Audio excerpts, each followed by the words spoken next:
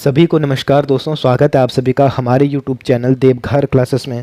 देखिए, आज हम आपके लिए इस वीडियो में आरओ एआरओ की परीक्षाओं में पूछे गए प्राचीन इतिहास के सभी महत्वपूर्ण प्रश्नों को लेकर आए हैं और साथ ही एक प्रश्न से संबंधित जितने भी फैक्ट बन सकते हैं उनको भी हम साथ साथ में कवर करते हुए चलेंगे। आपको ये वीडियो पसंद आए तो वीडियो को लाइक और चैनल को सब्सक्राइब ज़रूर कर दें। बात करें पहले प्रश्न की, तो निम्नलिखित में से कौन सा जो है सुमेलित नहीं है। देखिए, सिंधु घाटी सभ्यता का स्थल और उनके उत्खननकर्ताओं के नाम दिए गए हैं। आपको बताना है कि इनमें से कौन सा जो है सही सुमेलित नहीं है। देखिए, बात करें हड़प्पा की, तो उसकी खोज राखलदास बनर्जी के द्वारा नहीं बल्कि दयाराम साहनी के द्वारा की गई थी 1921 में। पहला जो ऑप्शन है वो गलत है। बात करें चौहंदड़ो की, उसकी खोज मेके के द्वारा की गई थी जो कि बिल्कुल सही है। उसके बाद रोपण को देखें तो उसकी खोज यज्ञदत्त शर्मा के द्वारा की गई थी जो कि बिल्कुल सही है।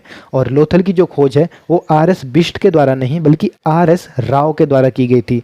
इसी के साथ जो पहला प्रश्न का राइट आंसर है वो ऑप्शन डी हो जाएगा। 1 और 4 जो है वो सही सुमेलित नहीं था। इसी के साथ कुछ और स्थल को देखें तो मोहनजोदाड़ो की जो खोज है वो राखलदास बनर्जी के द्वारा की गई और धौलावीरा की खोज जो है वो आर.एस. बिष्ट के द्वारा की गई थी। बात करें अगले प्रश्न की, तो निम्नलिखित में से किस पशु का चित्र हड़प्पा सभ्यता की मोहरों पर नहीं पाया गया था।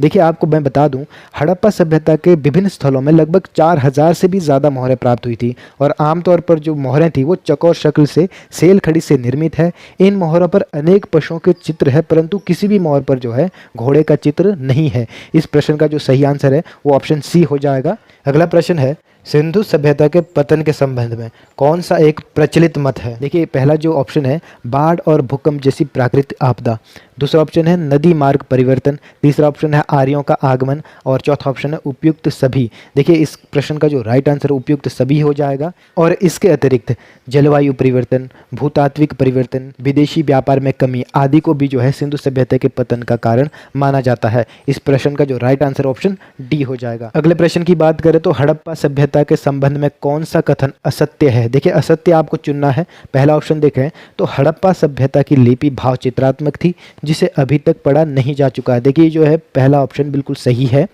हड़प्पा सभ्यता की जो लिपि है वो भाव चित्रात्मक थी और अभी तक जो है इसे नहीं पढ़ा गया है। अगला जो ऑप्शन है हड़प्पा सभ्यता का समाज जो है वो मात्र सत्तात्मक प्रकृति जैसा था।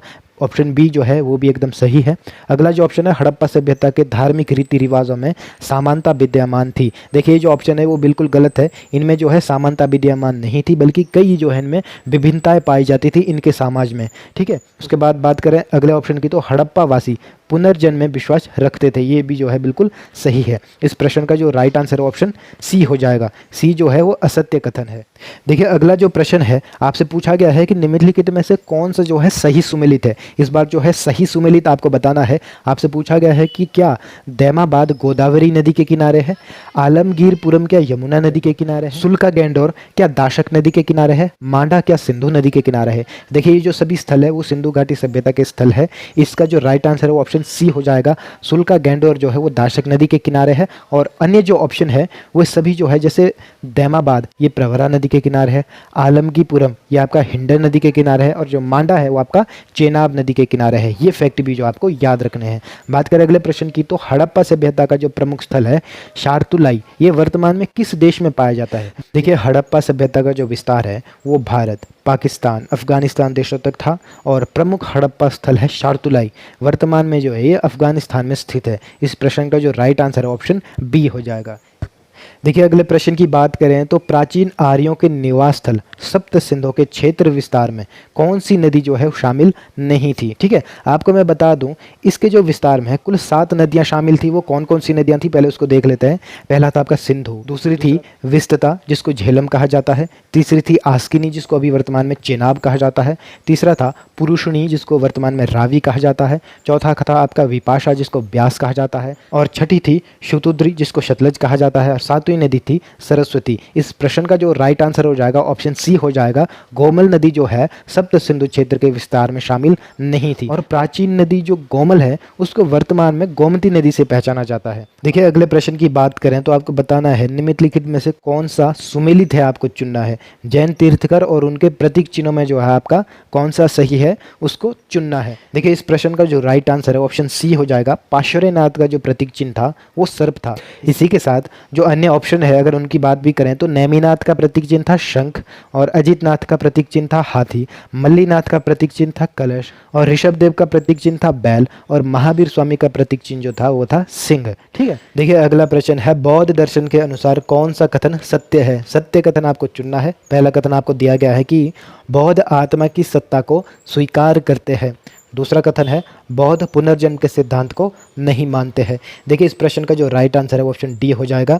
बौद्ध दर्शन के संबंध में उपयुक्त दोनों कथन असत्य है, क्योंकि बौद्ध दर्शन आत्मा की सत्ता को अस्वीकार करते हैं, ना कि स्वीकार करते हैं। और जो दूसरा कथन है पुनर्जन्म तथा कर्म के सिद्धांत को ये मानते हैं, और अब कथन में दिया गया है कि नहीं मानते, इसीलिए उपयुक्त में से कोई नहीं, ऑप्शन डी इसका एकदम राइट आंसर हो जाएगा। बात करें अगले प्रश्न की तो सर्वप्रथम पाटलिपुत्र को राजधानी के रूप में किसने स्थापित किया था। देखिए इस प्रश्न का राइट आंसर ऑप्शन बी हो जाएगा।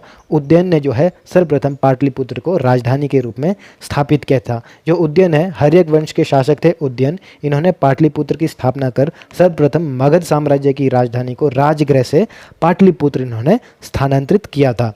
बात करें अगले प्रश्न की तो भूमिदान का पहला अभिलेखीय साक्ष्य मिलता है। ऑप्शन आपको दिए गए हैं। देखिए भूमिदान का जो पहला अभिलेखीय साक्ष्य मिलता है वो नानाघाट अभिलेख से मिलता है। आपको बता दें कि आंध्र सातवाहन वंशीय सतकर्णी प्रथम की रानी थी नागनिका, उनके ही अभिलेख साक्ष्य है नानाघाट अभिलेख। इससे पता चलता है कि इन्होंने जो है पहली शताब्दी ईसा पूर्व में ब्राह्मणों एवं बौद्धों को भूमि अनुदान में दी थी। देखिए अगले प्रश्न की बात करें तो भारत में हुण सत्ता की स्थापना किसके नेतृत्व में हुई थी। देखिए इस प्रश्न का जो राइट आंसर है ऑप्शन ए हो जाएगा तोरमाण। देखिए हुण मध्य एशिया की एक बंजर जाति थी। इसका प्रथम आक्रमण जो है वो स्कंदगुप्त के समय हुआ था, जिसका नेतृत्व जो है वो खुशनवाज ने किया था। जबकि हुणों का जब दूसरी बार आक्रमण हुआ था तो तोरमाण के नेतृत्व में हुआ था। चंद्रभागा नदी के तट पर जो है पवेवा नामक स्थान पर जो है इन्होंने अपना शासन स्थापित किया था। इसके बाद अगले प्रश्न की बात करें तो समुद्रगुप्त की प्रयाग प्रशस्ति में वर्णित दक्षिण भारत की विजय को क्या कहा गया है। देखिए दक्षिण भारत की विजय को धर्म विजय कहा गया था। ऑप्शन डी जो है इस प्रश्न का एकदम राइट आंसर हो जाएगा। आपको मैं बता दूं कि प्रयाग प्रशस्ति से पता चलता है कि समुद्रगुप्त ने दक्षिण भारत के राज्य को जीतने के बाद उन्हें वापस कर दिया था, इसलिए इस विजय को जो है धर्म विजय कहा गया था। देखिए अगले प्रश्न की बात करें तो निम्नलिखित शासकों में से किस शासक ने वातापी कोंड की जो है उपाधि धारण की थी। इस प्रश्न का जो राइट आंसर है ऑप्शन बी हो जाएगा नरसिंह वर्मन प्रथम। देखिए चालुक्य शासक पुलकेशिन द्वितीय को पराजित कर उनकी राजधानी वातापी पर अधिकार करने के पश्चात ही जो है नरसिंह वर्मन प्रथम ने वातापी कोंड की उपाधि धारण की थी। बात करें अन्य ऑप्शन की, जैसे जो महेंद्र वर्मन प्रथम थे इन्होंने शत्रुमल की उपाधि धारण की थी, और जो परमेश्वर वर्मन प्रथम थे इन्होंने एकमल की उपाधि धारण की थी, और जो नरसिंह वर्मन द्वितीय थे इन्होंने अमित्रमल की उपाधि धारण की थी। देखिए बात करें अगले प्रश्न की तो हिंदू जैन बौद्ध तीनों ही धर्म का प्रतिनिधित्व करने वाली गुफा कौन सी है। देखिए ऑप्शन ए एलोरा इसका एकदम राइट आंसर हो जाएगा। देखिए आपको मैं बता दूं एलोरा में जो है बौद्ध धर्म, ब्राह्मण धर्म, जैन धर्म से संबंधित गुफाएं मिलती है। इन गुफाओं का निर्माण जो है 5वीं शताब्दी से लेकर 12वीं शताब्दी ईस्वी तक हुआ था।